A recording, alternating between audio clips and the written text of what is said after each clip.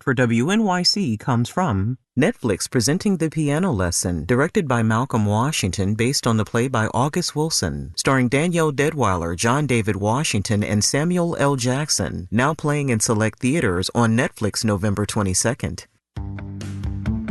WNYC, independent journalism in the public interest. 93.9 FM and AM 820, NPR News and the New York Conversation.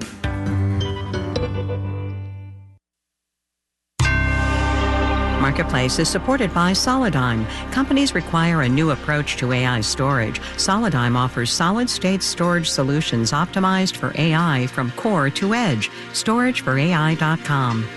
Politicians have their plans, but the market doesn't always cooperate.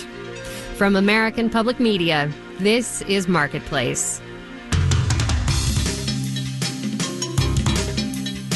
Marketplace is supported by Drexel University, whose cooperative education program positions students to explore future careers and discover their ideal profession before graduation. This is experiential education. More at drexel.edu. And by VantageScore, a leading inclusive and predictive credit score used by 8 out of 10 largest banks and over 3,400 banks and fintechs nationwide. VantageScore drives financial inclusion by leveraging innovation. More at VantageScore.com. And by the John Templeton Foundation, funding interdisciplinary research and catalyzing conversations to inspire awe and wonder. Learn more at templeton.org.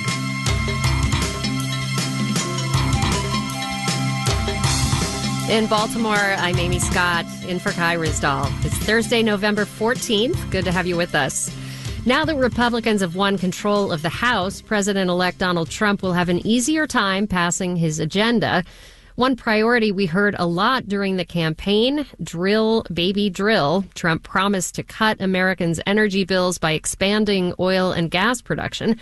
Thing is that production is already at record levels during the Biden administration, and today the International Energy Agency projected a global oil surplus of more than 1 million barrels per day next year.